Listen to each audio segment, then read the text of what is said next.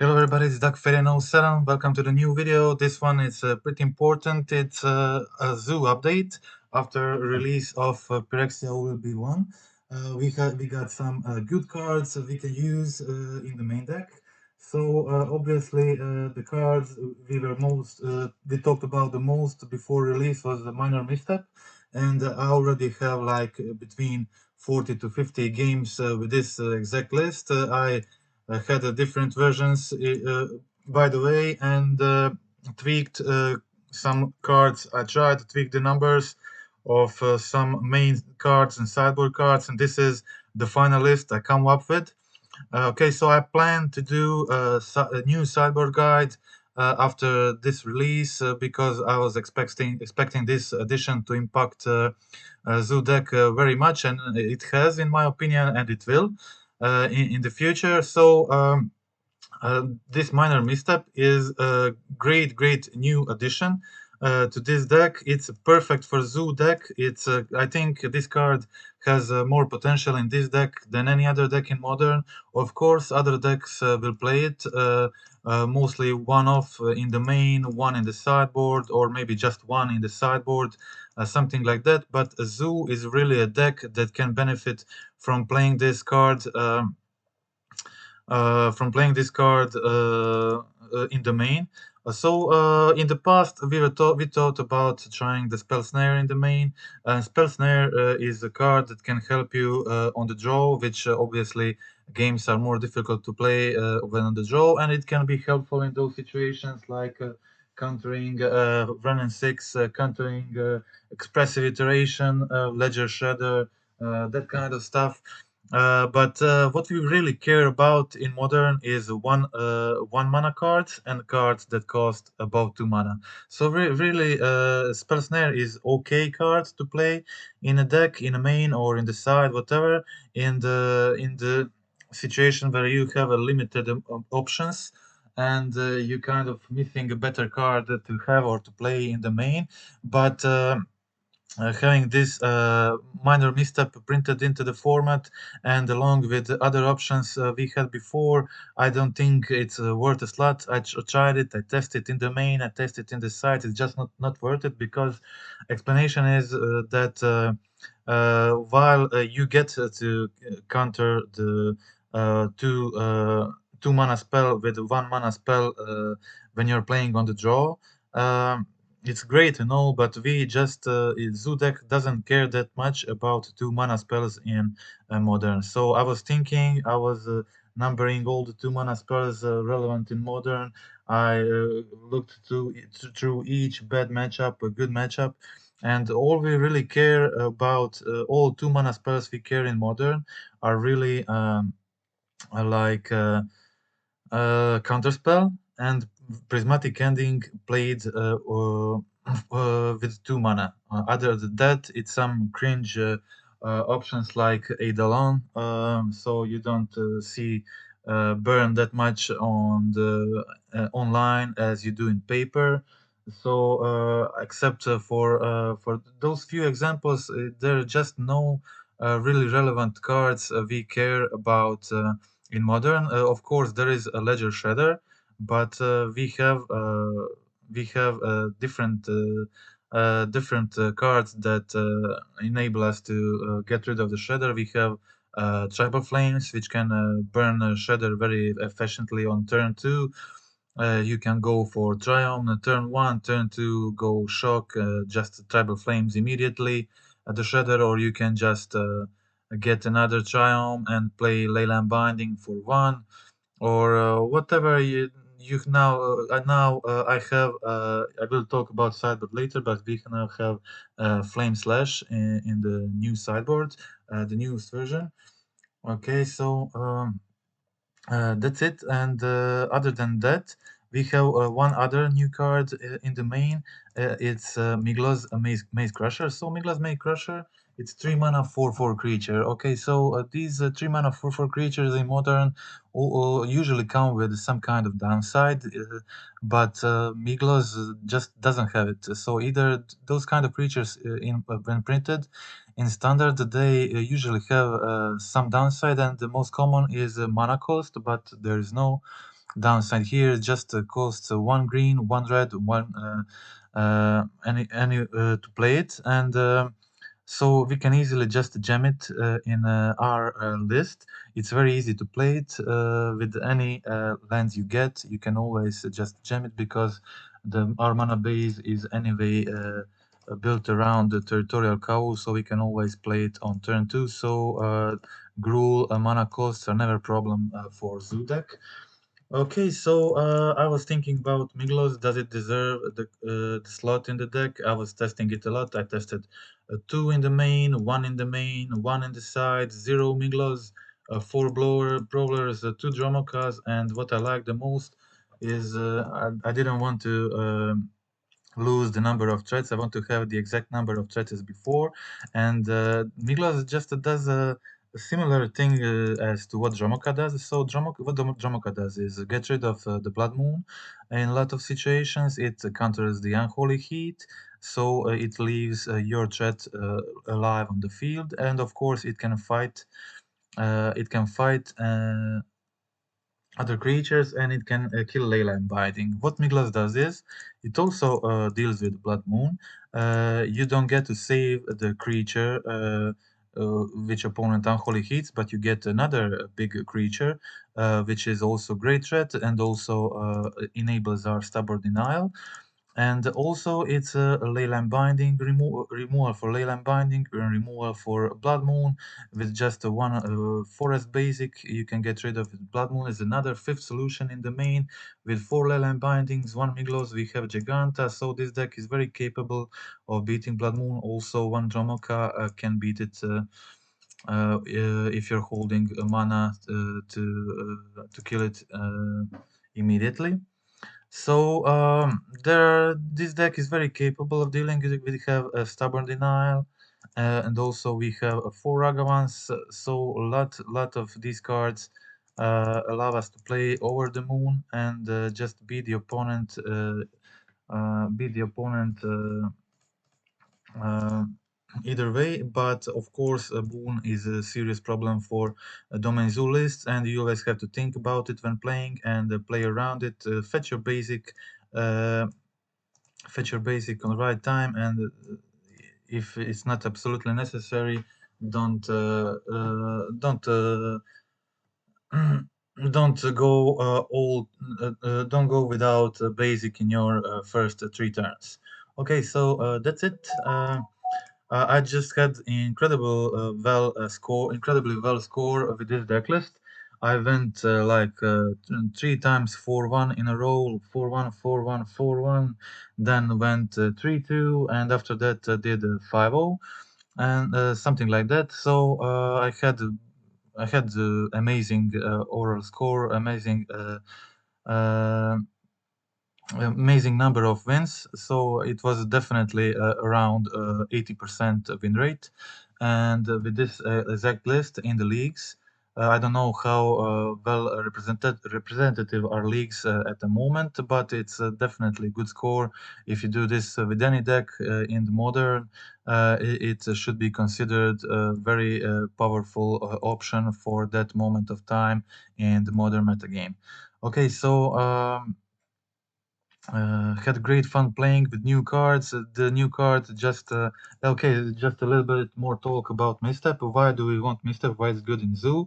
I was talking about Spell Snare. How we don't care that much about 2 mana spells in Modern, and we care about 1 mana spells and spells that cost more than two. Some spells that cost more than 2 mana. Okay, so the most important spell that costs 1 mana or less we really care about in modern is Unholy Heat. Okay, so the Unholy Heat is the biggest problem for Zoo decks. So the Iza decks are very popular online, Iza TSK, and they play with DRC. All the DRC decks that exist in modern play the Unholy Heat, even in the main or the Province variants played in the sideboard. And they all find Unholy Heat as the best solution to beat our deck. So the misstep is a card that completely solves the Unholy Heat problem we have in Modern. And it's good because they rarely have it in the first 2 turns. So that means we'll in most situations get to turn 3, be able to play our third land, play our 2 mana creature, and hold 1 mana interaction like Stubborn Denial, a minor misstep, or whatever. Yeah. Okay, so the Dromoka command was a big reason why we, sorry, Heat was a big reason why we played Dromoka command. It was a card in the EZ matchups that was often used as a kind of blowout spell when you're able to hold it in the mid game or the late game. You get to counter the Unholy Heat and then do something like put counter on your creature to save it from a dress down, like KO, or maybe fight with the opponent's creature like Channeler, like Shredder, whatever, you know. So it was a very powerful card. But now that we have two misstep in the main doing the same thing, we kind of don't want the second Dromoka. And first Miglos feels better in this situation than second Bromoka, as we now have two main deck cards capable of dealing what the Dromoka job previously was. And first Miglos feels better than the Nishaba Broa, as Miglos is not a boltable creature, and as you know, a bolt not is very common card these days in the modern. Okay, so I saw a lot of people playing Goifs in this list. Goif is, in my opinion, and by a huge number of zoo community I'm in contact with and talk with, just Goif is not acceptable option at the moment for this build. So the only the reason, one of the reasons is that we can't really support Goif in matchups like Amulet Titan against Tron, against decks that don't play a lot of spells, so they just play permanents, put it into play. Their permanents don't go into the graveyard by themselves, so it's very hard. We don't do that also, so we only have few instants and a few sorceries. All other cards are permanents, so we don't fill our graveyard very well. It's hard to support Goif. It's so Goif is only by nature playable against matchups that fill their graveyard very fast, like DRC decks. But if you play Goif in the main, you lose.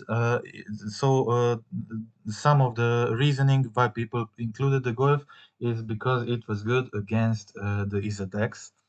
But including Goif in the main, you are losing the best sideboard card you have against those Breach and Murktide decks. It's a Rest in Peace.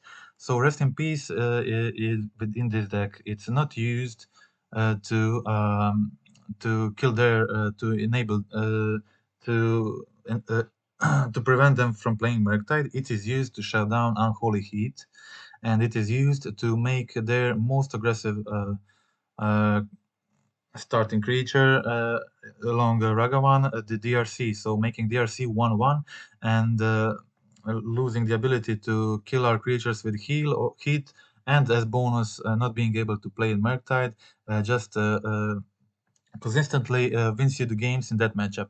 So it really doesn't make sense to losing your best sideboard card for playing two of a card in main that's okay in that matchup, but not really something game breaking.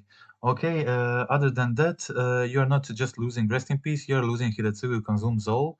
So losing Hidetsugu Consume Soul from your sideboard makes your hammer matchup from favored let's say 60-40 win rate against Hammer Time matchup, your win rate will drop to 40-60 in their favor. So it's an incredible card in the sideboard in that matchup that wins you maybe half of all the games you play against Hammer Time. And you know that Hammer Time is a tier 1 deck in Modern. Okay, so we have Dromoka's Command, we have Bolt, we have Leyland Binding, Stubborn Denial, now even Minor Misstep, but the deck can be too fast. And one of the removals, you will not always draw the Binding on time or whatever they have playing the Blacksmith Skill, stuff like that. And you will not always draw that on time, and Hidetsugu is a card that solves all your problems and wins you the game mostly on the spot. Sometimes you need additional removal after that to secure the win, but that's it. Yeah, that's the best card, the best possible card, except for temporary lockdown against hammer. But temporary lockdown is not playable in this deck, so we only have Hiretsugu. If you're playing Go, if you're losing the two best sideboard cards, Zoo can possibly have. That's it. That's my opinion on it. I think the reasoning is pretty clear, and if you just listen to these examples, you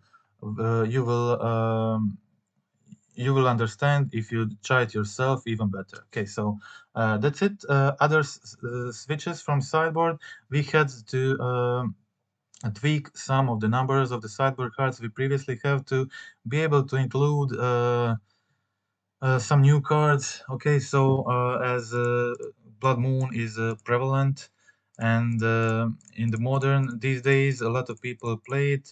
We have to have additional Blood Moon hate on the sideboard. So natural state on the sideboard is not a Blood Moon hate. You never put that card in your main deck against a Blood Moon. That is not good. You will lose games. So the zoo is not a Murktide deck. It's not a deck that can have a lot of different spells doing a lot of different stuffs. You have just a clear. You have a clear path to the win. It's kill the threats, kill the big threats, play around Moon, and hold your interaction while being able to jam one or two threads on the field and apply pressure. So this is a tempo deck. Now even uh, now with the new counter spells, the minor misstep even better position than before. This deck, this list can go really high, get really good place, really strong place in the modern.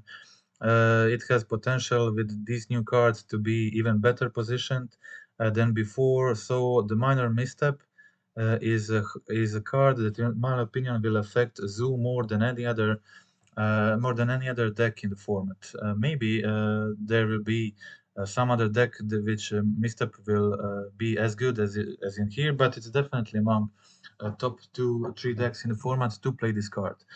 Miglos, of course, as I said, can be fourth brawler, can be second Dromoka, can be first burst lightning or whatever, some of flame slash, some 1 mana burn spell, whatever, uh, or any other option.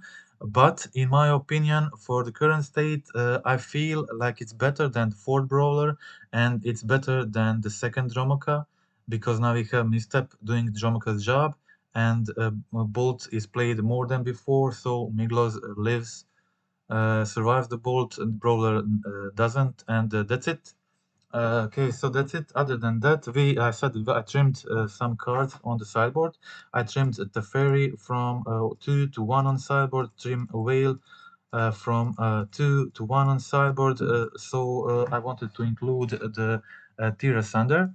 As I said, natural state is not a Blood Moon hate. You don't bring in this against Murktide, you bring in Tira Sunder. So a Tira Sunder is a card. You don't want a card like this, it will lose you games, because if they only play 2 Blood Moons on the sideboard, they will not draw them every time. And you will have a dead card in your hand, not doing anything, and you will lose the game. You will lose really a lot of games like this. So we all want a card like this. So card that can. This card is also good because it exiles. It exiles Kadra. It exiles Surja Saga. Opponent can't uh, put it back into their hand with Wrenn and 6.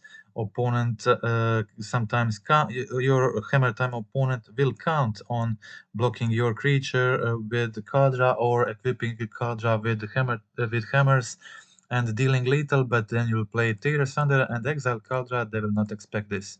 Second Dromoka is before Dromoka, is still a very good option for the Zoo deck. Still serves as additional hate for the Leyline binding. It's great in the mirror also. It's great to prevent the tribal flames, unholy heat, lightning bolt. So of course, Nishoba Brawler dies to Bolt, but sometimes you untap with the Nishoba Brawler, your opponent goes Bolt. You play Dromoka, make your Nishoba Brawler 6/4, Trampler, pretty brutal, and prevent the damage from the Bolt or make it fight another creature, whatever. So it's good. Pretty good creature, and in that situation, Nishoba Brawler can become a bigger threat and not boltable anymore, and your opponent will not be able to deal with it anymore that easy. So it's same can be said with Nekatal. Nekatal on turn one, your opponent tries to bolt it, you go Dromoka, it make her a 4/4, and it becomes a pretty crazy threat for the rest of the game. So Jomoka very useful, preventing the unholy heats, but also, as I said, destroying the ley line bindings. So the two, I would say, the most common removals at the time. Also dealing, in just creature matchups like goblins, merfolk, humans, whatever. You can use this to fight with other creature without any fear that something will happen because they don't really play a removal. Also, it's great against the Saga decks. It's great against Hammer Time. It kills the Sigarda's 8. It's great against Kills. It kills the Urza Saga. It kills Dryad of Elysian Grove. Just a huge number of it kills just a huge number of threats in the Murktide. So, as I said, I'm planning to do new guide soon, and you will have a new sideboard guide available for this exact version. I will wait a few more days to get some feedback from other players or other online players from the Zoo community for maybe some minor changes, but I'm really convinced this is it. Other than that, I have two new inclusions on the sideboard, two Flame Slashes. Okay, so it was a really tight call between Flame Slash and the Chains to the Rocks. I opted for Flame Slash at the moment, but Chain to the Rocks can be played at the same spot. For the same purpose. So the purpose is like when you're playing a scam matchup is a pretty 50-50 matchup for Zoo. So it's a pretty even. Pretty even is games are always decent, but they do play Fury and they do play Grief and Blood Moon. So they also have Bolt and Push. So this means that some of the games they will scam Fury on turn one when playing on the play, and they just tend to do that in a lot of situations. So if you don't have the bolt, if you have a removal, first you can't really kill it on turn one because the bolt doesn't kill it. So this means that you will take 8 damage. So you're already on 12. You're probably already on 11 because you played fetch to get either triumph or something else, or hold interaction like minor misstep, denial, whatever. So that means that you're already on 11, and then you're untapping on a turn 2 to play another removal to finally kill the Fury. So in that situation, if you're playing Flames, you must consider that they might have another Undying spell in hand. So that can happen. If not it means they probably played another threat on their turn, like Doughty Void Volker, which means there's another 3 damage coming next turn. So you have to fetch again, probably, which means you're probably again on 10. And if you have to shock in, that means you're already on 8 life. This means that. Now you, let's say, Tribal Flames the Fury, you kill the Fury and they have the Doughty on the field. So they untap, play the Doughty, attack with Doughty, you're already on 5 life, and now they're playing some other threat like a Seasoned Pyromancer, getting the 1 or 2 tokens, and you untap. They have 3 creatures on the field, you have 2 mana and fetch in hand, and you have 5 life, and you have lost the game. So you need the 1 mana burn spell that can kill a Fury and Scammed Grief, on turn 1, it will be very valuable in that matchup. So the Flame Slash in this, like Lightning Bolt, is one of the best cards you can top deck after they scam the grief on turn 1. So they scam the grief, they take away your binding, they take away your bolt. They have a push in hand for the first creature you will play, but then you top deck a lightning bolt from the top of deck, and all your problems are solved. This is when a flame slash also comes in. You will bring two flame slash in, and you will kill the scammed fury, scammed grief on turn 1, and it will be the best card in your deck in a lot of situations. Okay, so other option, as I said, was the Chain to the Rocks, but as I said, another matchup where you will probably want to bring in Flame Slash instead of few bolts, because bolt is not that good in that matchup, will be Amulet Titan. And your opponent often plays Dryad on turn 2 or 3, and having a 1 mana spell that deals with Dryad in the early turns, it will be just very valuable. So you'll be able to play a threat and a Flame Slash on the same turn, getting rid of one of their biggest threats. Of course, it's not instant, so it's not a chain to the rocks, but it will effectively deal. It will be always better than Bolt. So Bolt is really bad, and we in that matchup, and we don't really have um that many cards to bring in. So aside from the natural states, of course, Tear Sunders, and that's it. So you will also want this. Instead of bolt when playing against ledger shredder decks. On the draw, on the play, bolt will be still better, but on the draw you will probably want flame slash when you're trying to play a bit more defensively and just trying to survive the turn 1 Ragavan and turn 2 shredder that can quickly grow. Okay, so that's it. I can name some other situations like Flame Slash can obviously kill All Nut, while Lightning Bolt can't, and there are a few other examples in Modern, but that are the main reasons for the inclusion of the Flame Slash. And if Amulet Titan falls out of the metagame, it's currently very popular. We can replace this for a Chain to the Rocks. Chain to the Rocks is a bit different. It can exile any creature, so it can be additional removal for the Murktide. And of course, before doing the sideboard guide, I will see how the metagame will evolve, and by that time I will decide for either Flame Slash or Chain to the Rocks before doing that. So that's it. Okay, we can now go to watch the last games I played uh, with this deck. So we'll watch these 10 games. Okay, so this was the 9-1 run I had with Zoo, and we will watch. I will show all the games. It was a pretty good run, 9-1 with this exact list. I think. Yeah, I think it was. Okay, so the Burn matchup. The Burn matchup is pretty tricky for a lot of players. A lot of players just don't know how to play the matchup. They then don't know when to shock in, when to play a safer game. So we are trying to, if you have the Ragavan on turn 1, you'll just have to, there's no just some rule how to play. You just have to assess the situation. So it's pretty crazy. My opponent was able to win this one.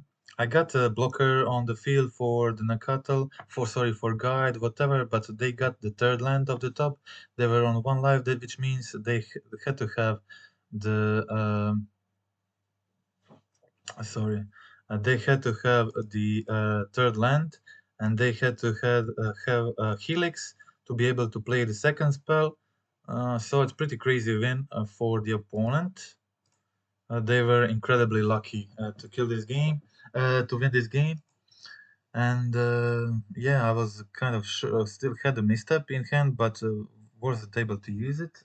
So unfortunately, had to mulligan to 5 on game 2. But this is you will see just how you can play against Burn in this situation. So you have two Nakatals and two Kabus. Sorry, two Nakatals, one Kau, and two lands. So in this situation, the perfect way to play out this deck, this hand is to play a Nakatal on turn one, pay 3 life. Then you're able to just go for the tapped. Don't go for the untapped shock on turn two. This will be probably a bad idea because you have an option to play another threat in these wild Necatals without paying 3 life. So it's a much better situation for you. So now you were able to play the basic on the turn 3, again losing just 1 life and playing your territorial Kabu and holding the Flusterstorm.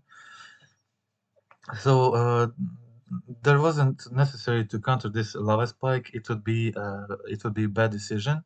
So there was no point in doing this. I just go for the attacks.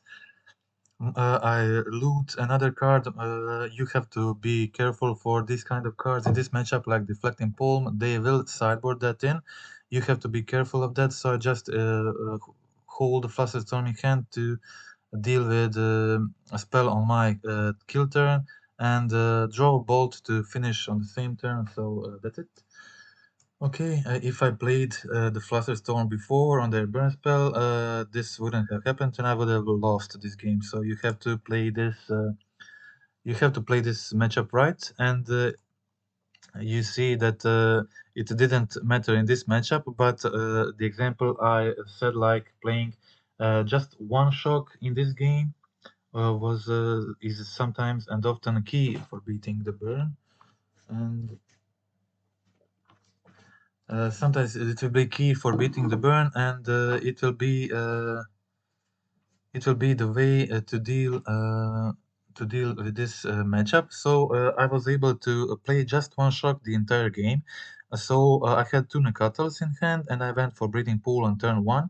Then you're able to just go for Triumph turn two, play another Nakatal, and then fetch the basic on turn three and playing Kabu and holding the Fluster Storm. So I got away with the minimum, really minimum. Sorry. I decided to risk a bit here. I didn't really have luck, so I just didn't have much options. I just decided to try see what will happen. Uh, my opponent goes for Pet to Exile. I don't really care. I have the 15 damage anyway. It was a bit risky, just passing the turn with 6 life, but I didn't have luck didn't draw the blue land before, so I wasn't able to use my Flusterstorm efficiently. And my only option was to play the Territorial Cowl, secure the win next turn, and just hope to survive the turn with 6 life. It's pretty decent odds actually to do this. They have to have a third land probably, then two spells that deal 3 damage, and it's not easy. It's not easy, so they didn't have it, and that was it. Easy win on my turn. That was game three, the burn matchup. Okay, so we'll go watch the next game. I think the spell sequencing with in that wild Nakatal, a game with two wild Nakatals was a perfect example of how to fetch well and lose the lowest amount of life possible, but still maintaining the tempo and being quick. Okay, so this is another interesting situation. So a lot of players often ask me and other guys from the Zoo Discord or Zoo community, whatever, do I play Valnekatal on turn one or do I play the Ragavan? Okay, so opponent played the Blood Crypt on turn one, which means the chances of Ragavan surviving are as low as they get. They really don't go lower than against Rakdos matchup or Jund or whatever. So we have two wild Nekattles in hand, and I expect my wild Nekatl to die on turn one. So in this situation, I will be either ever be able to play the wild Nekatl on to play both Ragavan and wild Nekatl on turn two, or to go for the Triumph and just play my wild Nekatl again and be able to fetch the Triumph and go for the Scion next turn. But it's sometimes important to sequence your spell right in this kind of situations because you have two 1 mana green spells in your hand, and if you play the Ragavan on turn one, they kill it. You can't play two Nekattles on turn two, but if you play Nekatl on turn one, they kill it. You can play both Nekatl and Ragavan on turn two, so you will be able to put two threats on the field, and they will have a more difficult time dealing with both. Um, so it's not good, obviously, if they have Fury, but in most situations, this will be the play you want to do. So. Uh, they played the push, and I didn't. If I drew my second land, if I drew the third land, I would play Ragavan and Nakatal, and then play the Scion turn three. But as I didn't have it, so I really wanted to have the domain to be able to play my Scion. I decided just to go for the Nakatal. And I drew into territorial Cabo in this situation, which is always uh, very good threats to put on the field first. They already used one fatal push, and that was the reason why I decided opted to play the Cabo and not Scion. Um, but when you're playing against a fatal push deck, you will generally want uh, to play the Scion first because they can deal with the territorial Cabo more easily. Okay, they also had the Terminate, but I was able to jam another Cabo in the meantime. And yeah, they concede. They concede in this situation. I'm very close to kill with the flames and another creature. So okay, this was a game one. Just let me. Yeah, okay. My opponent was mana screwed for one turn, and they lost the game because of that. Okay, they start first with the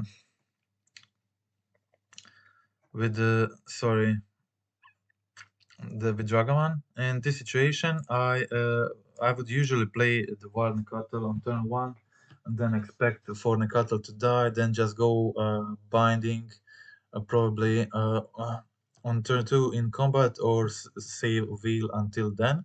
But I drew a second Scion in the meantime, so at this point I just prioritized being able to play my Scion and try to also hold the wheel and the leyline binding on turn three if possible. So I just let the Ragavan hit me. It's not the end of the world, so nothing happened. They just get the treasure token. It was a Junt Saga, I think. Junt Saga. They play the Grist. Grist is not easy threat to deal with. So I just decided to kill the Grist immediately and play the blocker for the Ragavan, so they really have to kill this Nakatal to deal damage with Ragavan again, and I'll be able to, when I tap next time, I'll be able to play the Steam Vents and hold the Wheel of Summer, which looks pretty good in this situation. Don't have to fear the Blood Moon because don't have to fear the Blood Moon because it is Junt. Okay, so my opponent draw really well. Played two Tarmogoyfs. Didn't have too many options. I just played both of my creatures, so if they attack with everything, I still survive.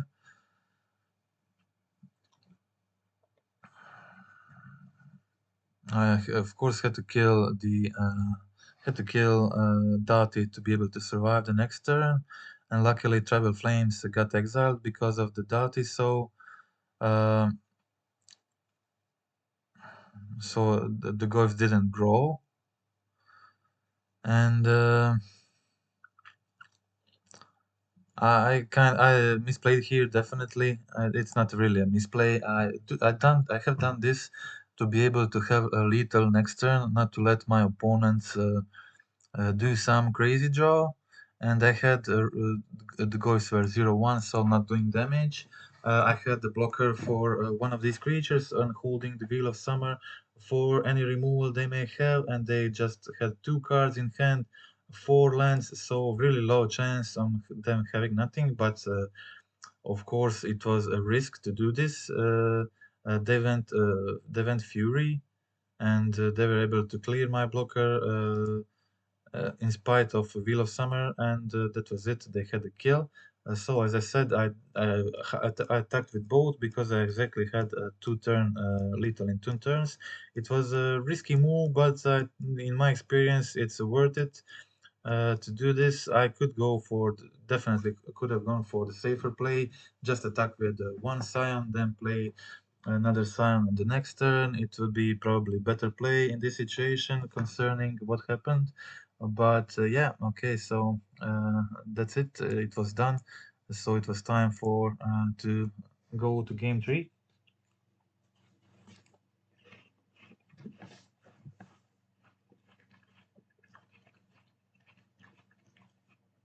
Unfortunately, I had to mulligan on game 3. Um, I didn't have a very good hand.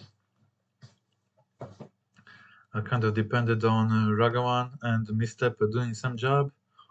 Fortunately, untapped with Ragavan in this situation. It was very good.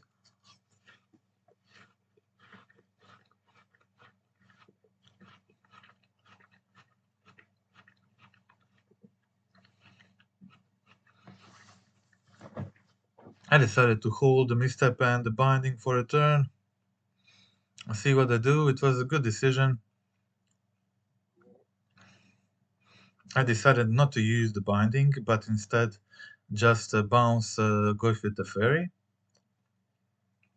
Got the 3rd land I needed, so again opted for holding the Binding and Misstep.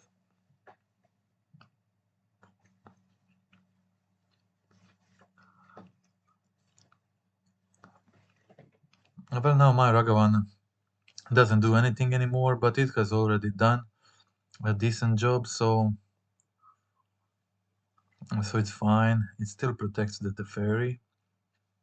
It's time for my other threats to take over the game.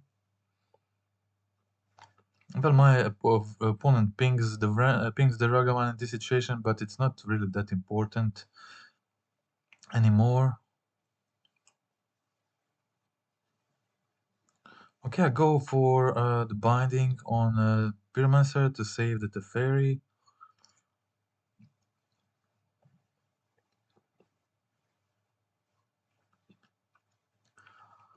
Okay, so being able to play the Tribal Flames as instant speed is often pretty good. So my opponent goes to kill the fairy. I play the Tribal Flames in response, put my opponent to 6 life. Obviously, my opponent was in a pretty good, decent situation, but I was just 1 burn spell away from winning this game, and I was able to exile Binding on time before they were able to do anything good. So I still hold the bolt in hand in case I need it for something. My opponent plays Lily, so it really kind of I was playing under the clock. I needed that burn spell. Well, I drew into cow, so there was uh, I can't do really much. I have to play it, which means they'll have to down take the Liliana. So at least they don't plus it. Okay, they find another creature to pressure me with, so I have limited time to draw the burn spell, but I successfully find the burn spell, and well, this sometimes just happens when you're playing the Lightning Bolt Tribal Flames deck. You're just burning your opponent, and they have limited time to kill you before you top deck more burn spells. It was just a third burn spell, and we play 8, so odds were okay for drawing one, and I still had 2 draws probably. And that's it. Okay, a really close game against Junt, Boomer Junt. A really close one, but I successfully win this too. Okay, so we can now go to game 3.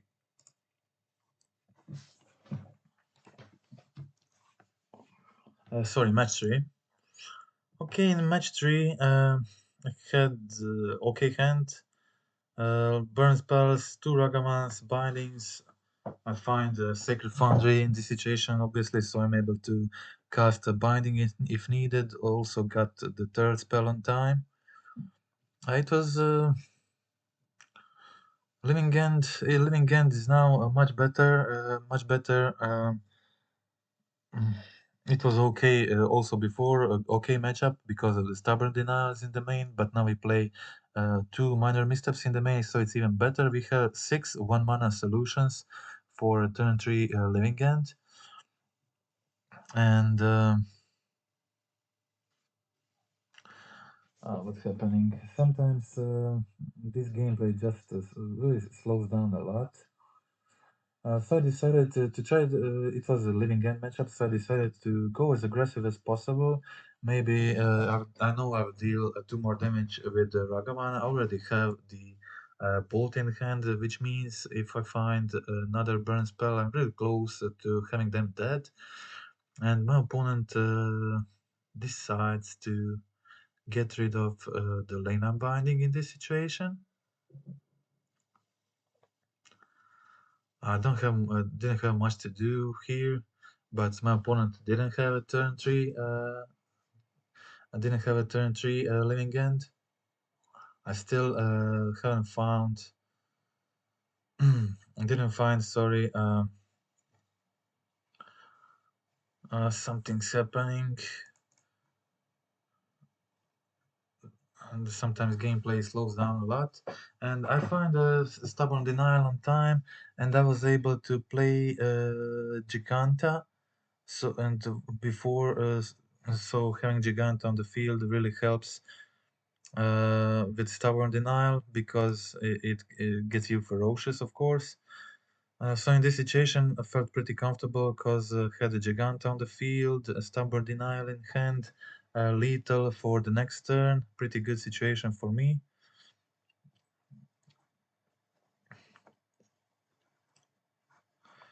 Okay.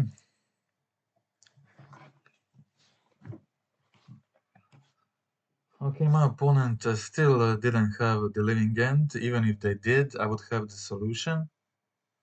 But they just didn't even find it. So again, the gameplay is slowing down. I don't know why this happens. It happens sometimes.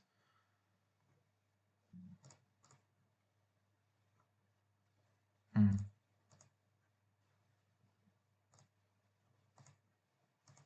Okay, let's go. Let's go. I think that was it. Yeah. Okay, so I had the stubborn denial. Holding the stubborn denial, just bolted.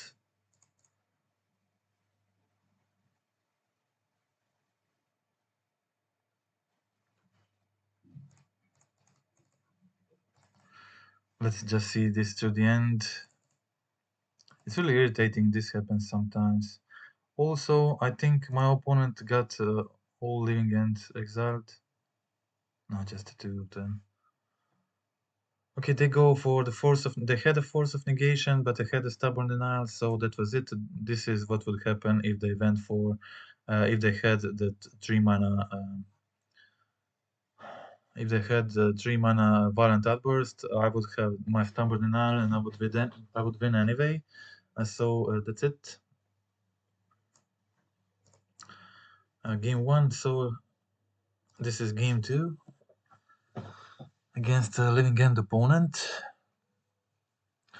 I had a good hand with the turn 1 threat, and I got even better turn 1 threat. So this means when I play Ragavan on turn 1, this means on turn 2 I will be able to play Rest in Peace, followed by protected by Flusterstorm. So it's really good, a really good position for me. It's probably the best you can have against the Living End. They also graveyard the Foundation Breaker, which was probably the mistake. Okay, so I just attack on turn 2. I even drew into second Flusterstorm, which was overkill probably at this point. Okay, the gameplay is again slow. I don't know why this happens. It's pretty irritating. Everything is the same. Everything is the same. It's just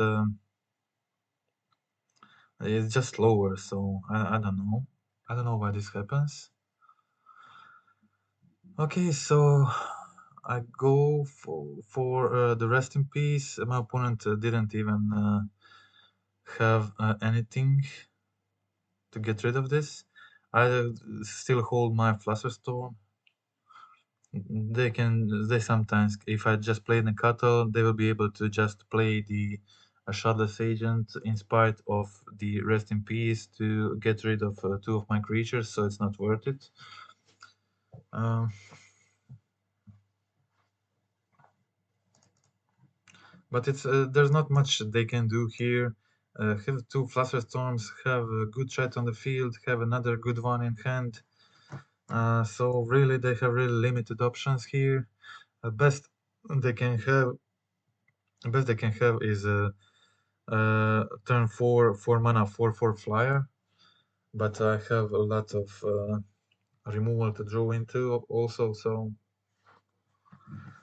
I exactly the creature I was talking about. So in this situation,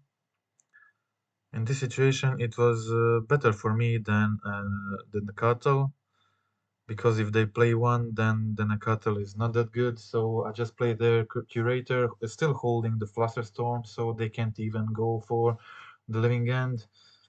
And that just kind of sealed the game for me.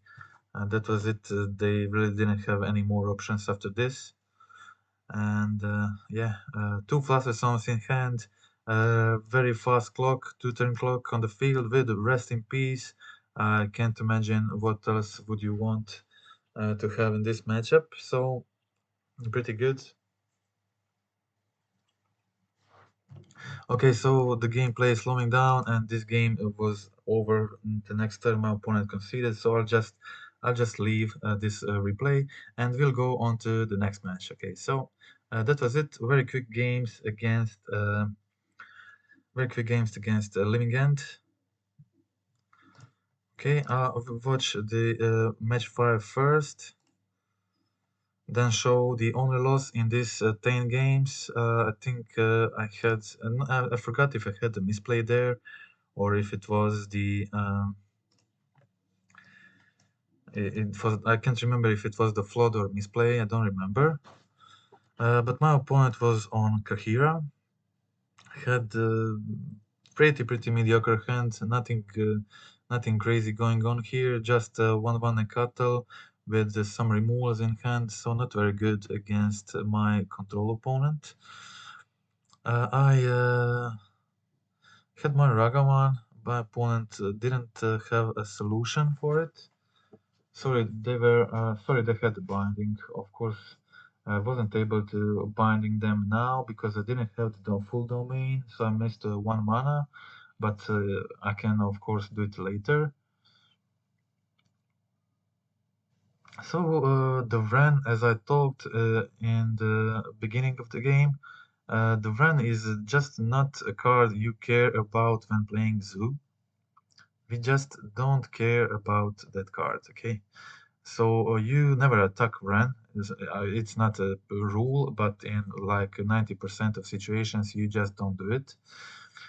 Okay, so I didn't go for flames here. I mostly use it as my finish spell. So I think best option was here to just go for the opponent's binding on end of their turn, so they can't, of course, ping it with Ren. And I went for attack with both. My opponent goes for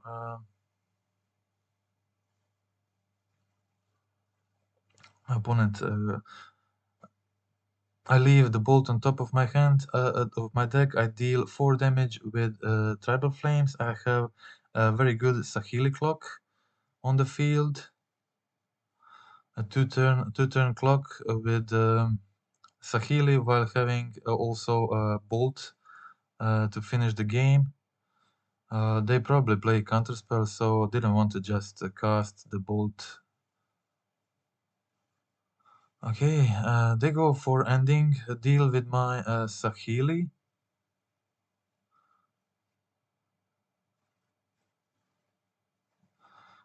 So I decided to play the bolt before on my turn, and that was obviously it. They were just holding the f6. I think they didn't have anything, so they couldn't even play it because they were on one, and it was safe to play bolt because they had a forest and just one. They had just one blue mana. I couldn't. They weren't able to fetch for another one. If they tapped differently, if they left the island, I would probably think about playing this differently. Probably just play the Miglos and hold the bolt again, maybe. And but that's it. They didn't have a mana to play counterspell here, so it was safe to bolt them, and that's it. This game was over.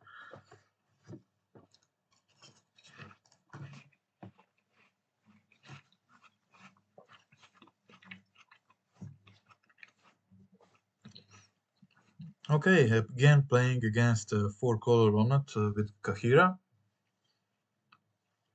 Drawing multiple burn spells is always very good in this matchup. This can often mean that you will probably have to deal combat damage with your creature twice to finish the game in most situations.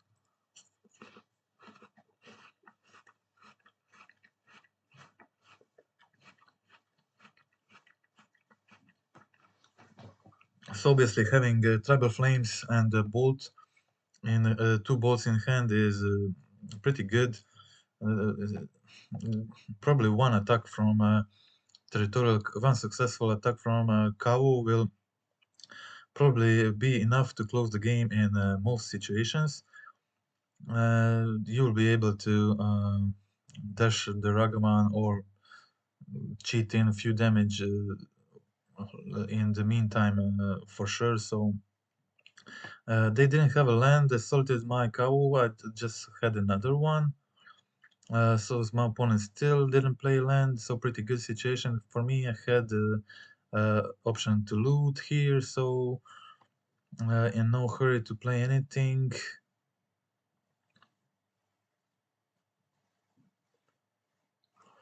I just cycle my Savage Charm, go a bold face in response. Of course, expect for my opponent to bounce my cow, but as I said, uh,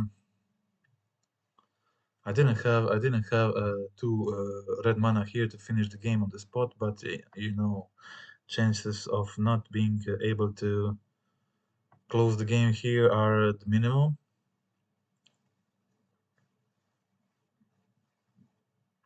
Of course, I played the fairy first to protect my flames, and then cast the fairy, cast the flames, finish the game.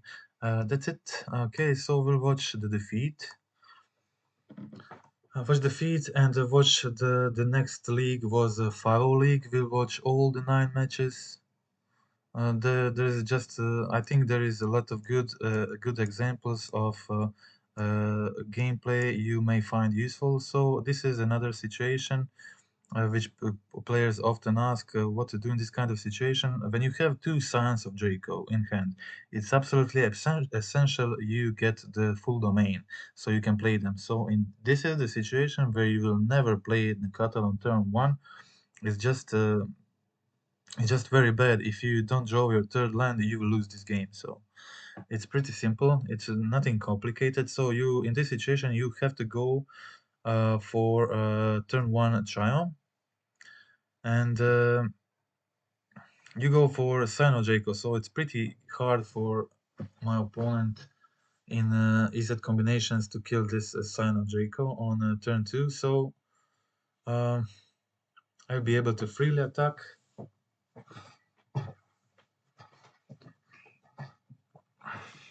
Get the basic in case it's a Blood Moon deck, and I decide to play my Nishoba Brawler first. I'll hold the Scion in a hand because I expected the counterspell. It ended up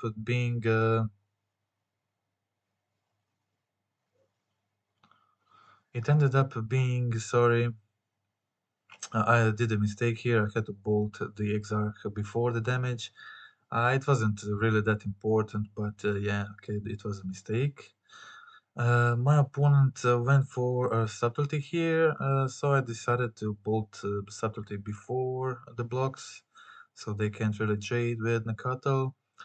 Go Giganta hand and pass the turn, having the lethal for the next turn.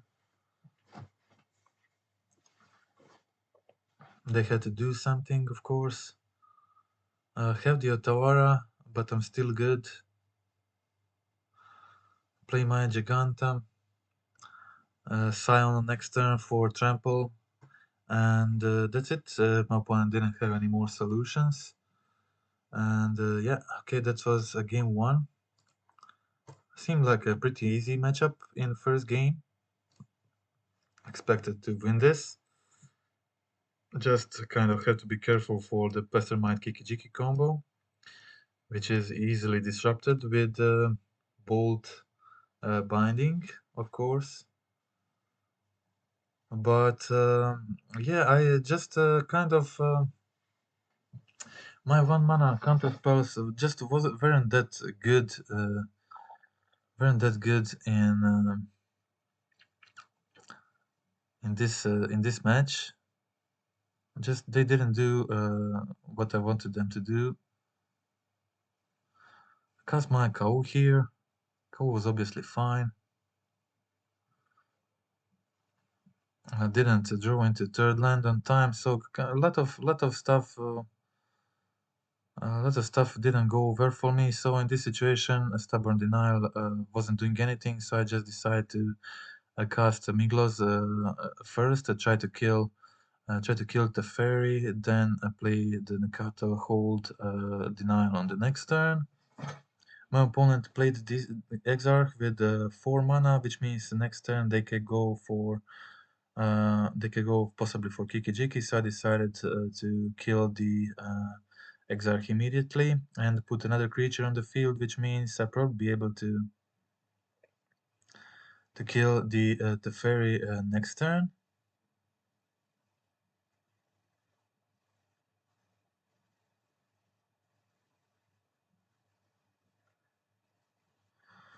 I could save the Nakato, but I decided it's better for me to play the Scion and then still have the Stubborn Denial for the next turn.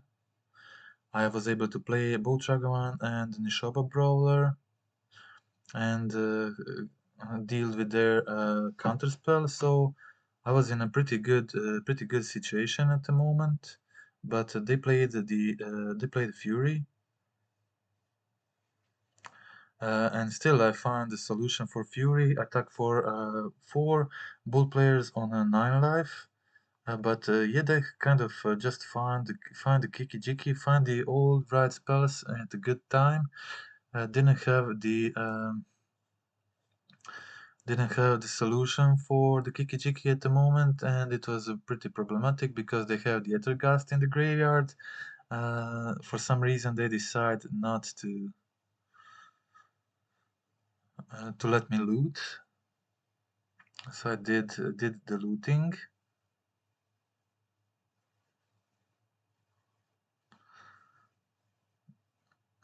They did the looting, and I find the stubborn denial with my Kawa ability. So I was able to stubborn denial their Ethergast, which got exiled, and they also find the Deceiver Exarch. So kind of felt like a pretty good draws from my opponent and a minor misstep. Uh, I I think a minor misstep was okay in this matchup because I think they played Bolt and Peto Exile, so it can be really useful, especially against Peto Exile. And they played both Peto Exile and Bolt this game, but I just wasn't able to draw it on time and draw it later where I didn't really need it. My opponent had some really good draws, so yeah, kind of mixture of bad luck and very good draws from my opponent in this game. So starting first in game three, I think I had a misplay here. I think it was my only misplay in both leagues I played. I connected the Dragon on turn one, playing the Nakatal, holding the Flames Binding. It feels really good. Unfortunately, my opponent has the perfect solution for my starting hand. They got rid of the Nakatal and Dragon with the one Fury, so um, pretty bad for me. I opted not to play into the counterspell here with Kavu. I think they didn't have it in the end. I decided to go for one more turn, try to find the stubborn denial or something.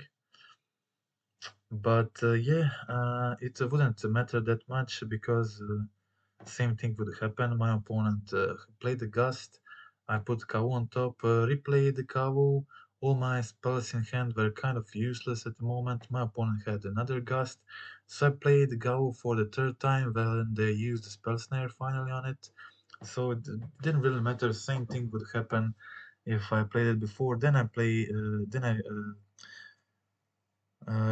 draw into Stubborn Denial. So I had this huge amount of useless spells in hand.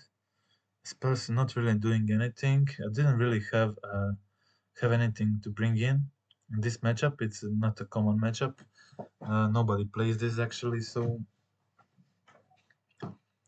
in the end I finally was able to play my Giganta with holding Leyland Binding, Bolt and Stubborn Denial, so I was kind of okay with playing it. I was safe against safe against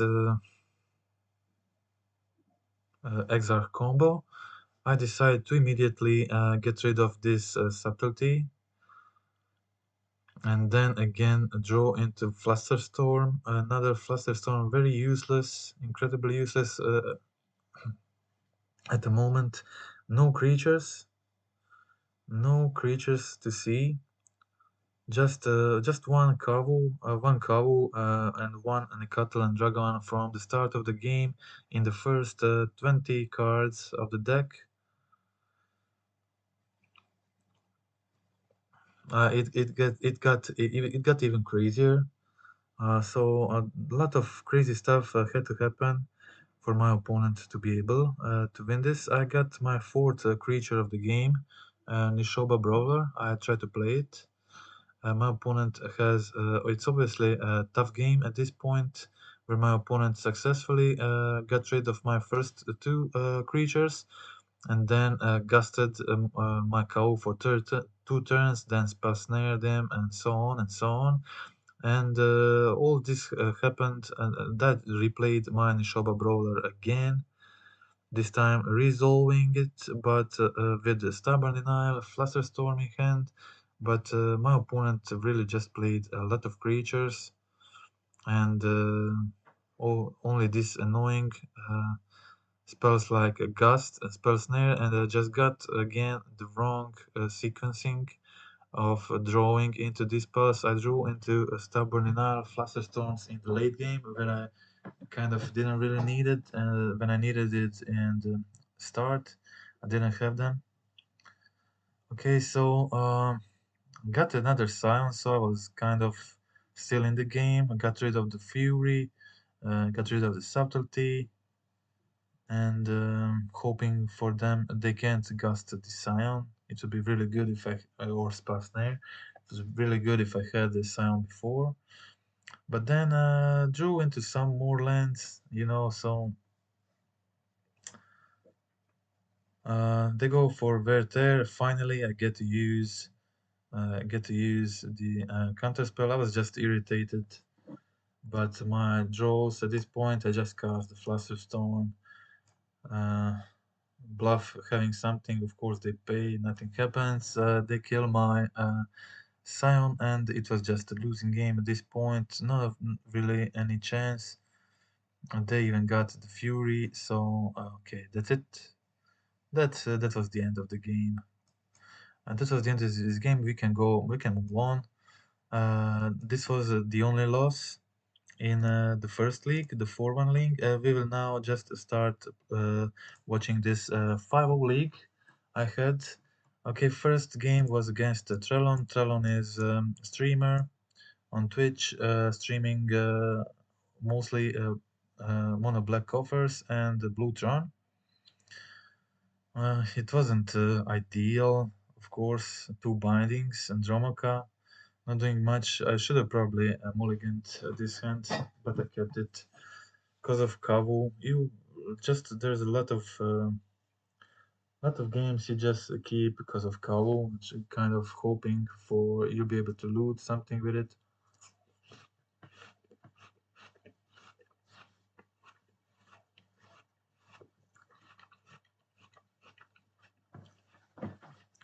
Of course, they play a lot of removals, so it's not a great strategy. I was hoping them to play the version with, I don't know, maybe some cards, some permanents and stuff, so I can get use of these Leyland bindings.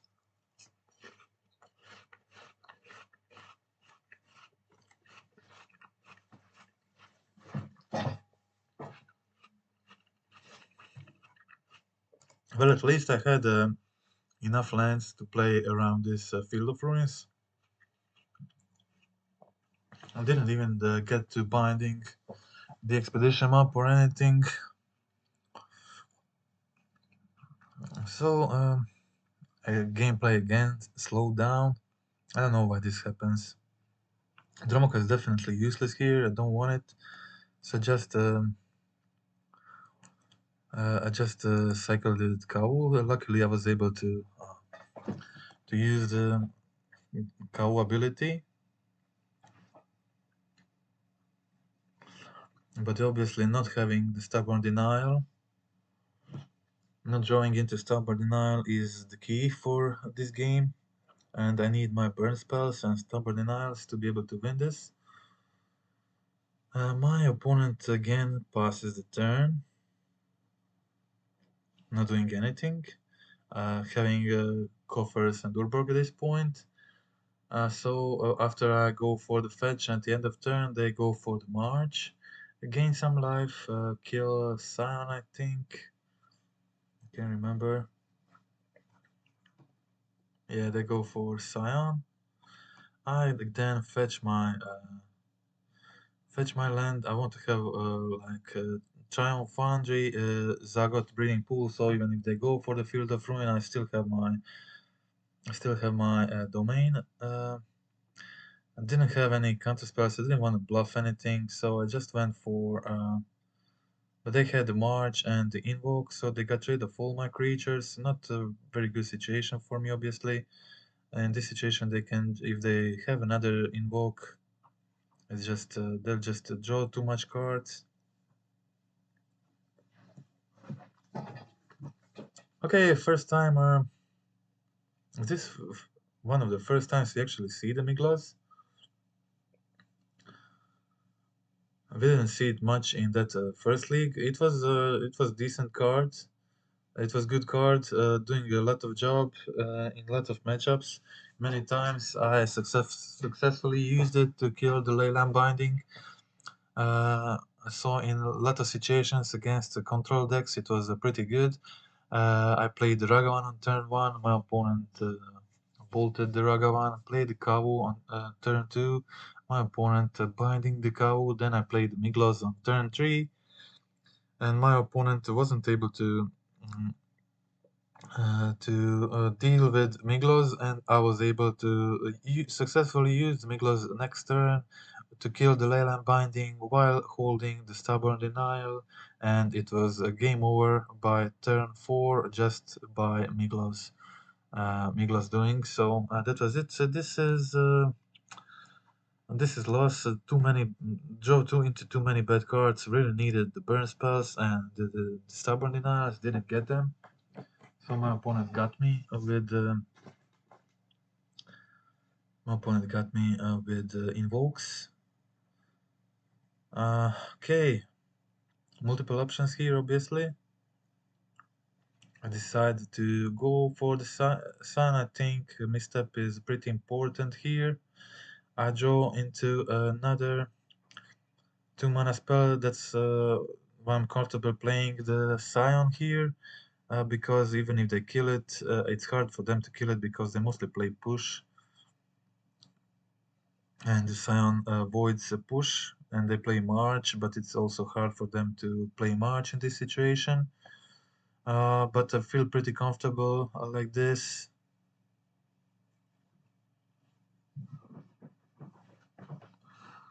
With the Flusterstorm and Misstep in hand, have the answer for Fatal Push, for their expedition maps, uh, Profane Tutors, whatever, and Flusterstorm for March or whatever else they play.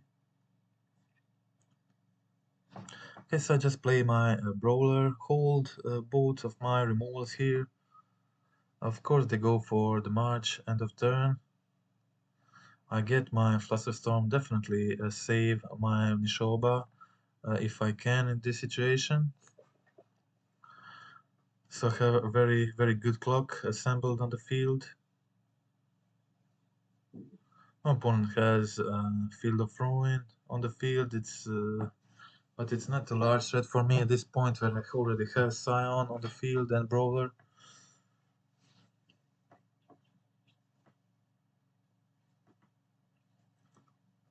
Okay, I got another land in case they try to mess with my mana. I got the forest of the field and got the black source from the fetch, so I still have the 5 damage here. My opponent goes for the damnation, which was pretty good for them, but I still had the Ragavan dash and my counter spells. I hoped for them to play the invoke despair here or something. I don't know, to draw a card, but it was a Golas. So pretty good for them. Put themselves in a decent situation.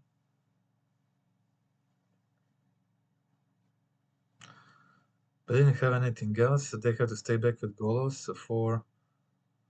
They had to stay back with Golos. I was able to eventually use the misstep to counter the expedition map. They they had the Urborg, so I still had four. I still had four land types. If I get the Scion, whatever, and I have the treasure to use my Stubborn Denial if it happens to be an option. I still just need a bolt to kill my opponent. So in this situation, I think Zoo is always favorable. Um, my opponent is on one card in hand, which means they also probably won't be able to do much for a few turns, and they're just waiting to die. Okay, let's see what happens here. I forgot. Uh, I got the Brawler. Brawler was decent draw at this point. Especially if I draw a land, I can make him five power, so it trades with Golas, and also enables my Stubborn Denial in case they go for try removal or something. I think that's exactly what happened actually.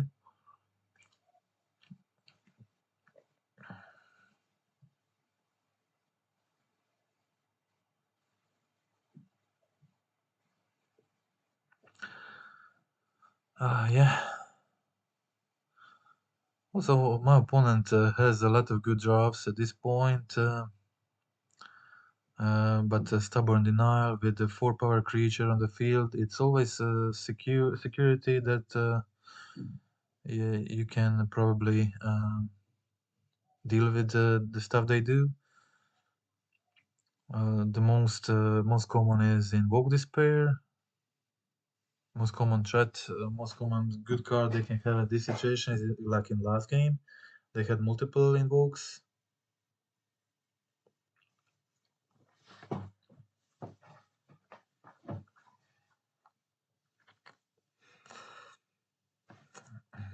Okay, the gameplay again slowed down. I don't know why this happens. And as I said before, I got the land. Had the counter spell in hand. Kind of don't care if my Ragavan dies. I was able to go for the blue fetch, saving my treasure. They have to trade with Nishoba not to die, so I have Ragavan. I exiled the Damnation. I decided to play Giganta because I had Ragavan Dash for next turn if needed. I sack my Ragavan. They didn't draw a solution for Giganta, and that was it. That was the GG. Okay, so a very tough game against Trellon. I mostly actually lose to his deck because they usually plays infinite removals, and I play decks with a lot of creatures, so I mostly lose to him. But this time I was able to win. Next game against PT Bench or OnlyLens.com, also streamer. They I've just turned off their stream before playing against them, so I was familiar with what he's playing. So it was definitely advantage for me. If I didn't know what they're playing, maybe it would have sideboard differently. But his deck was also very decent. Very decent for matchup for my deck, so I think it was good against it. Okay, they played the Aspirant, they played the Heliod deck with Heliod and Walking Ballista combo. They played the second Solitude, but at this point they were just on one mana, one card in hand. Sorry, and I was able to just bolt the Luminarch before it grows bigger and still hold the Leyline, Binding, Flames for eventual Heliod or whatever. No creatures at this point because opponent solituted them. So I can, yeah, just waiting, but still good because they didn't have a lot of threats too, and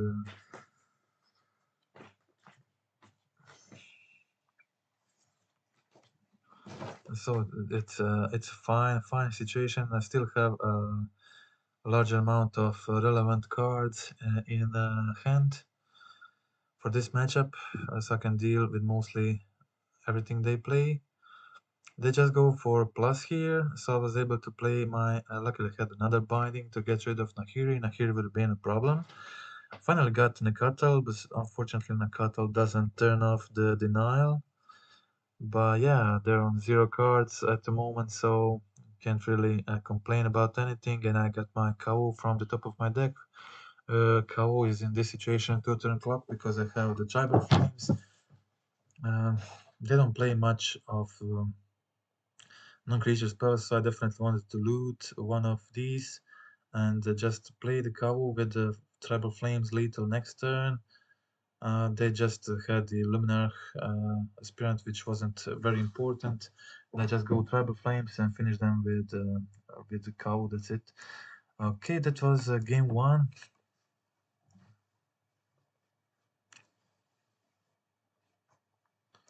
Okay. Game two in the match two of the second league.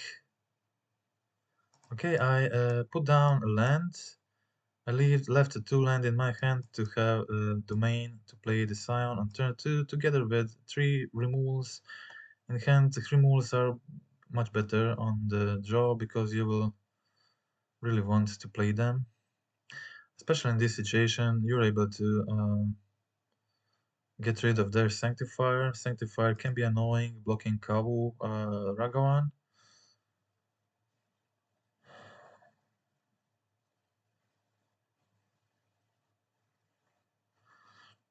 I decided to get rid of the Giver immediately.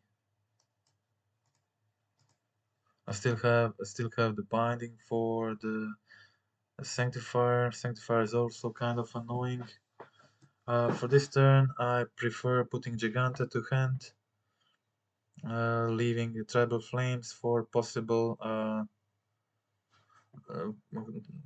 if I draw another burn spell, I can finish them this turn. But uh, I drew a Jomoka immediately to kill both Luminar Aspirant and Heliod with the same card. I make them sack the enchantment, so they have to sack the Heliod. And I killed the Luminar Aspirant, so kind of perfect card. In this situation, I knew what they were playing, as I said, so I top decked. I brought in the second Jomoka. So that was a bit easier for me, that decision, but still, I probably would have done it, but whatever. Okay, so match 3 in second league, playing first. Okay, keeping. Kant was closer not to keep this one, but yeah, kind of didn't feel like mulliganing. Scion in hand and the hope for drawing into non-land spell made me keep this. So I draw into lane lines, so sometimes they just don't. They just don't have other lands in hand, so it's good to go for expedition map, and it would probably be a very good decision if this was a regular Tron, but this ended up not being a regular Tron. It was the Aspiring Spike Anvil combo version, and the ley line on turn 1 really didn't pay off. My opponent got to play, I was able to kill the Anvil, of course, but my opponent got to play a huge number of cards from the top of their deck. I played against all these crazy weird decks in this last league. They drew into crazy amount of cards. I let them do their thing, try to see what happens. Nothing really happened. They just drew 7 cards. I was still able to untap with Miglos, attack for 4, play Scion, and Nishoba Brawler. Unfortunately, there's just no top decks at this situation. Maybe one Stubborn Denial would have changed something. Probably not, but yes, just this was it. They had the Anvil, they had the grinding station. At this point, they just have to play one Retriever or Script Roller. Okay, so that's it. They had the combo. That's it. I concede when I just wanted them to show me the Retriever. Okay, so game 2, I have decent sideboard for this matchup, but unfortunately, as you see, all these hands were very bad, and I had to mulligan to 4. Luckily, I know that this kind of matchups can be won with mulligans to 4. You don't have to despair. You just need, you basically just need a Kavu. You just need the Cuttle and Kavu and Stubborn Denial in hand. If you have those 3 cards, you will win. You'll win like 90% of games against these kind of decks when you're playing on the play. So if you have a turn 1 Ragavan or Nakato into turn 2 Kavu with Stubborn Denial in hand, you will win. You will win these matchups in like 90% of games. So it's that easy. So it's no problem going to 4. You just need those 3 cards, and I had it, and that's it. Okay, so that was it. Uh, that was it. It's a quick, very quick game two. Very quick win with the mulligan to four. You don't see that often, but it's possible with Zoo. I always am saying that this deck mulligans really well. You just have to mulligan. Okay, so I just go for the breeding pool on turn one, get my violent cattle. So going for breeding pool on turn one means I can play all my spells on turn two without having to even pay life to do it. So I just my opponent goes for Charles. I use my spells. I play and cattle, then go to immediately tribal flames, face. Which this means my opponent is pretty. I didn't. So this was pretty important. My opponent had the Mir Retriever in hand. I saw this. So if I let them resolve the anvil and use the natural state, they'll be able to cast the Mir Retriever for free, and then I'll be able to natural state the anvil in response. Of course, they will lose the card from their hand, which they print to anvil, but it's not as important as them blocking mine cattle with retriever and then getting their star or level again in hand. It's pretty annoying, so it's best to just stubborn deny of this and keep the natural state in hand, so I can deal the 3 damage. 3 damage is very important here. I can go for Giganta, hold the natural state, and unfortunately my opponent plays a double mirror. Okay, so didn't really want to get them any cards at this point. I wanted to draw into removal. So when I attack with boats, I can kind of I can if I just there's really no point in attacking in this situation. They'll just uh, get their mirrors back, and in process they will get other cards with scrap roller like chromatic star. In this situation you just have to hold back. Okay, so I attacked in this situation, but only with one creature, so they can get just one card from a graveyard, and that card is not Mirror Retriever, which is important for me to be able to. I still have the natural state in hand, so I'm okay, but I can't find again to really alter or whatever. So they go for the Altar of Dementia. They have a limited mana here. They can use, of course, Mir to bring back anything. I let them resolve the anvil this time, lose the card from their hand, then of course play the last card in their hand. In response, I destroy the Altar of Dementia, which means they only have one blocker for next turn. So in this situation, a burn spell from top of the deck wins me the game. So it's kind of difficult situation. I must go for the Karn in this situation, and because they will get another card from their sideboard, which I won't be able to get rid of. So I kind of had to. I kind of had to, and I was patient enough to play this game long enough to find the rest in peace. And now in this situation, my opponent is in a much tougher spot. They have to deal with the rest in peace before their combo kill, and eventually they find like crazy sequence of good cards from the top of the deck. They on top of the deck they had this Wellspring, they had the Forge, and then they had the Grinding Station, which was pretty crazy. Three cards from the top of their deck, very crazy. Fortunately, sorry. Rest in Peace was very good at this point, and there's just really nothing they can do. Uh, Nothing they can do at this point with the Rest in Peace on field. I'm not sure if they have the way out. I'm not sure what's their way out in this situation. They're also on 2 life, so if they just pass the turn with play some creatures, I'll still be able to draw my burn spell and kill them. So that was it. A pretty interesting matchup against Anvil. And now we go to play against the new combo deck. Um, Venerated, what's Rod Priest? Combo, Storm.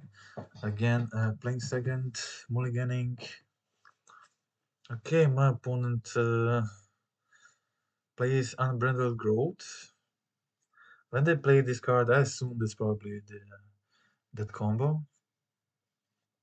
I kind of have to play the Territorial Cow. When you can play it, you must play it. I had, unfortunately, had the Temple Garden Heat.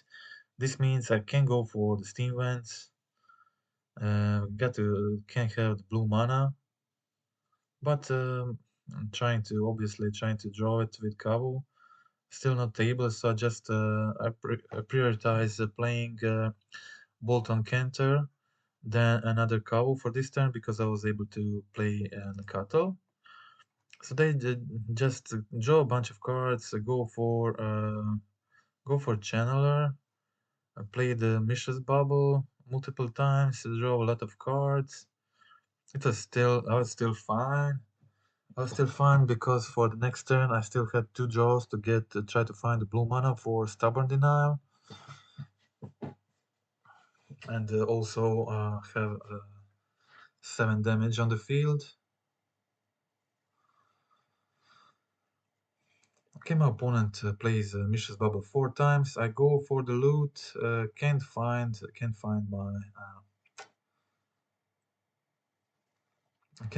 my blue land, unfortunately. So no Stubborn Denial for me.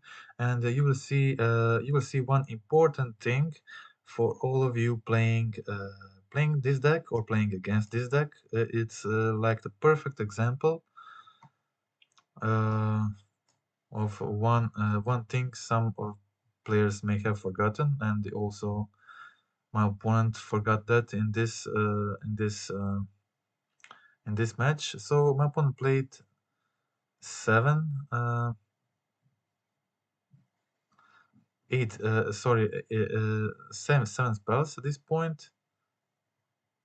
I played the Leyline Binding and they played the Rift. So they had a big pause before playing this Rift.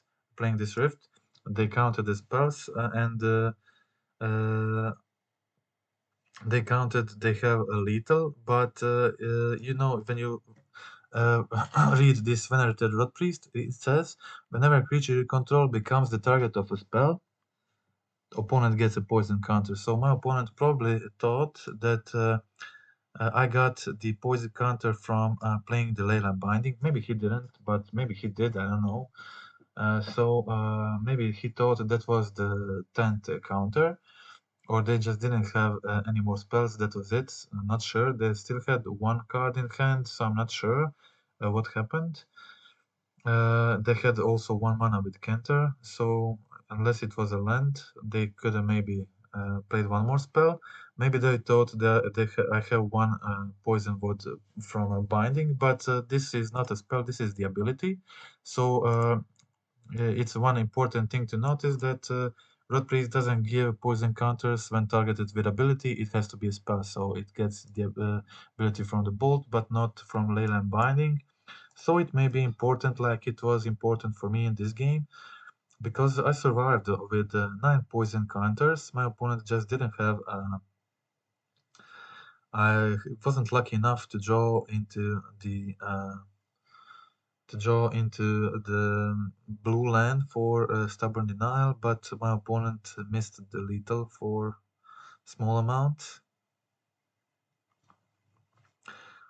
Okay, so I'm still on 9 counters, so they just have to trigger this Rod Priest once.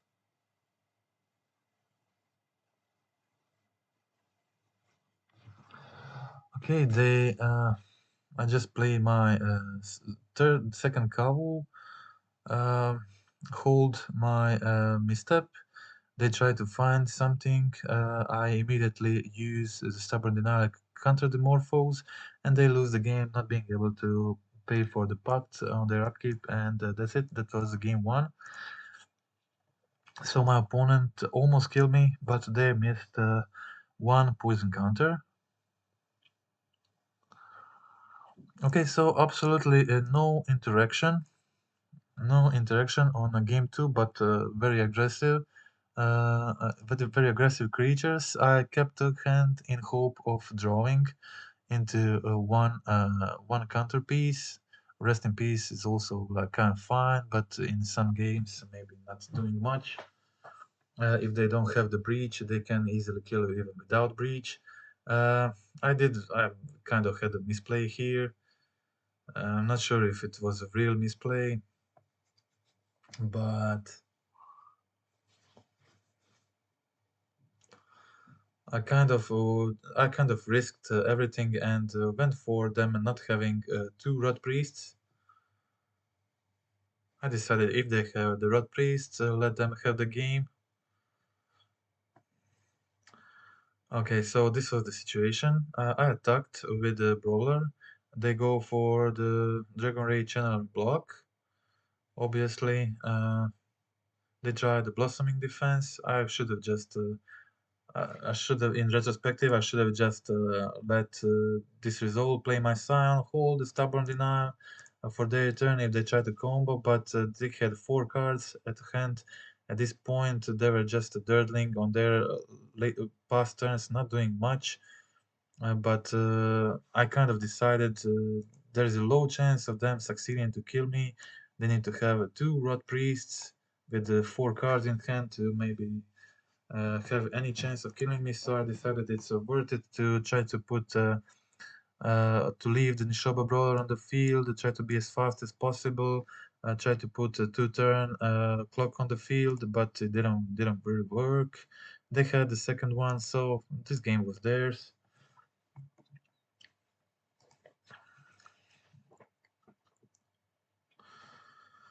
Okay, none of these hands were any good, so I just mulliganed to 5 again. They were decent, but not good enough. Misstep could be pretty good in this matchup. They have a huge number of one mana spells, one of them being the Rod Priest, which is their only win condition in deck, so pretty good card. Okay, so no other creature here, but I still have option for to go for the burn. Of course, didn't want to use it yet. Kind of have to hold a bolt in case they play some dangerous creature I have to kill. They go for triple Abundant Harvest, not doing much on their turn, but finding the Summoner's Pact. Four cards in this in my opponent's hand. Another 3 damage from the Nakato. Again, I decided against playing the Brawler, just holding holding the interaction. I thought this was more important, and I go for after they let the 3 damage in, I go for the kill, and that was it. My opponent doesn't play. I think they don't play counter magic. I'm not sure what they were looking for at this situation. Maybe some gain life spell. Don't know. But that was it. Nakato did all the job and finished them off with the burn spells. Pretty usual stuff. Had the option to go to wait another turn, but I think they would go for it the next turn, and just maybe just one minor misstep would have been uh, would not be enough to deal with it. So that was it. I went for it and I won. That was it. The fourth. We are now gonna watch the last game of this league, the 5-0 league. And very cool 9-1 run with this very cool new zoo list. I think the zoo is now stronger than ever. Again, Miglos in starting hand. Maybe we see Miglos perform. We didn't see him much. It's just a one-off, so you really don't expect to see him much. But he's doing the job. He supports the stubborn denial. It's a creature anyway. You'll play last from your hand, then it will be useful, mostly against mid-range decks. in mid-range matchups. So in this situation, when you have spells like this, you will definitely play Sign of Draco, a hold interaction. My opponent goes for counterspell. I have the Stubborn Denial, so it's pretty impossible situation for my opponent. And they ended up not having the removal, I think, for Sion, which is just so terrible for them and so good for me. And yeah, of course, so I didn't really need the Miglos here. He was not needed, but it's still in this situation, in this matchup, it's a pretty good creature to have in this moment. If my opponent got rid of this science, I would have a 4/4 supporting my Stubborn Denial from hand, blocking the Ragavan. So doing basically everything I needed to do. Also, post-board games, being able to destroy the Blood Moon with just one forest in play in a situation like this, it can often be just kind of a perfect card to have. So it's a pretty good there. It's pretty good attacker. You know, I had two games that I basically just won. Not two, but more, but two that I remember winning. So my Miglos was my only threat in the entire game. Again, my first threat died on turn one. Then I played Miglos. I pumped Miglos twice for to give me +2/2. Second time to also give him the menace, and he managed to do 12 damage by itself. Second time with menace, and I finished my opponent with the tribal flames. And another situation I told before, when my opponent used removals on my first two creatures. Second was binding. Then I played Miglos on turn 3. On turn 4, I was able to hold the Stubborn Denial plus Miglo's ability to destroy the binding, and basically the game was over. So, okay, so you kind of have a feeling or that always trophy match is that deck. Okay, this time it's not Murktide, but it's is that Breach, or I'm not sure if it was Yeskai or is that, but it kind of feels like always playing against same deck. I would usually go for the Triumph, obviously, here, but very important to deal with Ragavan turn 1, of course, so I go for it.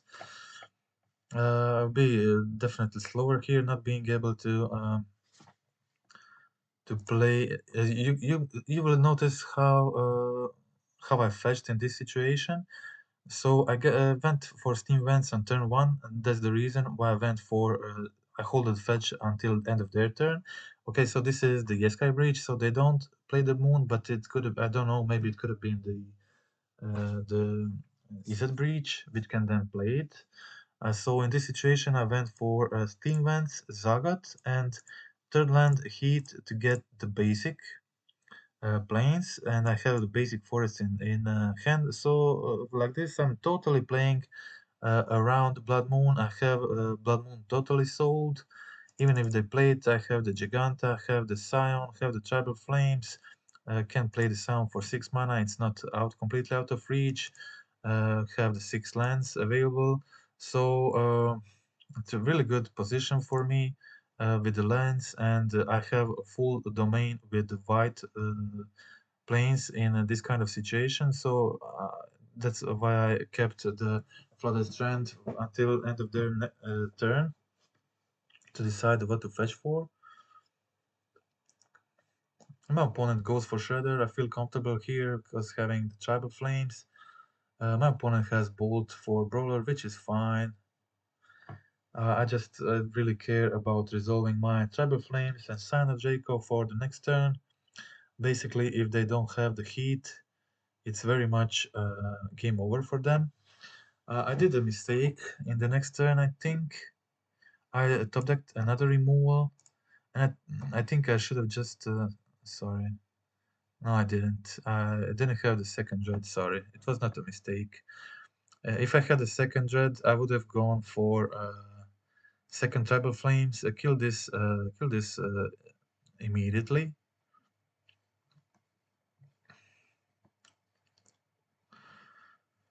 In this situation, they were able to counter my other removal. Unfortunately, I didn't go for the second red in that game because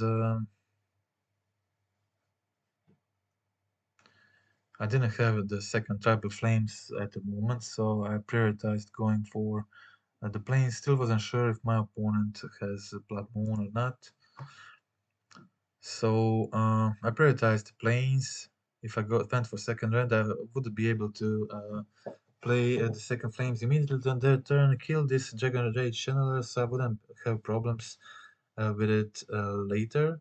And I was, of course, in a bad situation at this point. Nothing good in hand. I find a bolt to deal with Channeler. I'm still on 4, so they need 2 turns to kill me. But they had a bolt plus counterspell in hand to kill me on the next turn, so that was it. That was the game 2. As I said, if I wasn't playing around Blood Moon, this game 2, I would probably win because this channeler would be dead, and I had 2 Nakatals plus Giganta. My opponent just 1 card. I think this would be a win. But playing around Blood Moon costed me a win this time. And of course, I can't know at the top of what will be the top of my deck, but yeah. Okay, so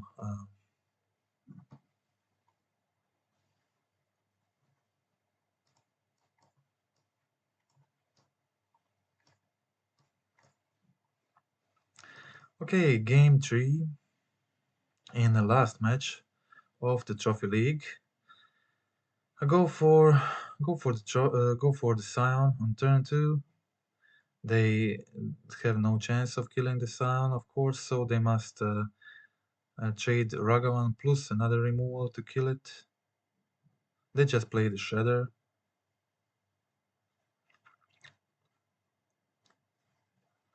Okay, in retrospective, this was a bad play. I think it was a bad decision to kill the Shredder. I think it wasn't necessary. I should have just played the second Scion and hold the Stubborn Denial. Things got complicated for me. I enabled them basically the Delirium. I usually think about this, but I forgot about it this time, and they were able to get the Delirium and kill my Scion, unfortunately. Yeah, so pretty bad decision, but I kind of had it all in this game. It was very hard to lose, but I unnecessarily I risked losing here. I still had the denial for the breach, but still here had the binding plus the bolt, and that was lethal. So that's it. Okay, that was the last game. This was a huge video, one of the longest video I ever made. A lot of games, lot of good games. I think the games had a lot of good examples. Um, a lot of good examples with the new cards. Unfortunately, Miglos is a one-off. You didn't see him that much in these 2 leagues. Mostly, I prioritized. Of course, you will prioritize playing the Kavu and Scion. You always do this, or even when you have the Nishoba Brawler. But it just does what it's supposed to do. It's a 4/4 creature enabling a Stubborn Denial. It's very good in the mirror match. It's very good against Leyline Binding. It's very good against Control. Control has to kill it. All controls like play either Chalice of the Void or play the Leyline Binding or maybe some other artifact enchantment. It will be very good. Uh, so that's it. I'm very satisfied with it. I still think it's better than fourth Nishoba or second Dromoka.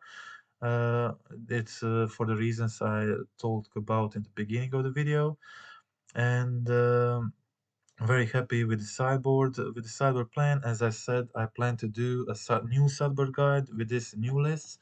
I will wait for another a week or two until I get more feedback from other guys playing my list from the Zoo Discord, and see about the Flame Slash slot. I talked about possibility of playing Chain to the Rocks instead of Flame Slash, but for because of the amulet and the Boseiju is the reason why I opted for the Flame Slash at the moment.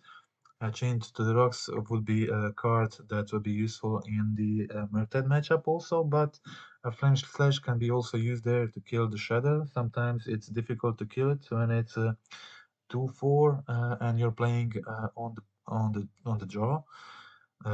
So your bolt doesn't work, and your only solution is flames or binding at this point, and you're not able to play a creature if you play removal, and that's it. But Minor Misstep was very good. It's great against a burn matchup, which was slightly favorable before, but it's very favorable now. There was one game where I wasn't able to use a Minor Misstep against a burn that you saw in this video, but in all other games, Minor Misstep was a huge card against a burn, and it's the best card that you can possibly have against a Proves. Proves was previously tough matchup for Zoo, but now we have another one. We had solutions before, 1 mana solutions in binding, bolt to kill their early threats, which is really important. Also Tribal Flames, Dromoka. But now we also have the misstep, and those additional two solutions just felt very, very important. A lot of these matches, I was able to completely control my opponent with his counters, stubborn denials, bindings, bolts. Then you let them resolve some creatures without haste, and then using the Hidetsugu on my turn. It felt just crazy powerful, much better than before. Obviously, Miglos is not performing well in those matches against these decks that you really don't want to have a 3 mana spells, but that's fine because you obviously have a sideboard plan when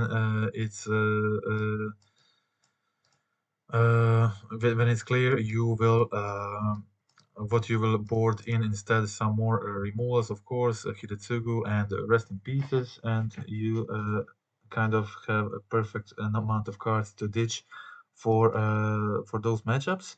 And Miglos really shines in those mid-range matchups, control matchups where it can provide a little bit of value. It can be it can gain vigilance and menace. So sometimes vigilance will also be very important when you're racing with your opponent. So you get to attack, but they can't, and you get to pump your creature on the block or attack, whatever. So it's pretty useful. Also, destroying the leyline bindings was the most useful use of this third spell. I destroyed a lot of leyline bindings with this one of Miglos. And of course, I will test these three cards yet. So 2 Flame Slashes, 1 Miglos, and by the time I write the sideboard guide, I will be sure about these 3 slots with feedback from other guys playing the deck. And that's it. So good luck playing the deck. I hope you like the video, hope you like the list, and just hold back a little bit more for the sideboard guide, and that's it. Okay, that's it for this time. Goodbye.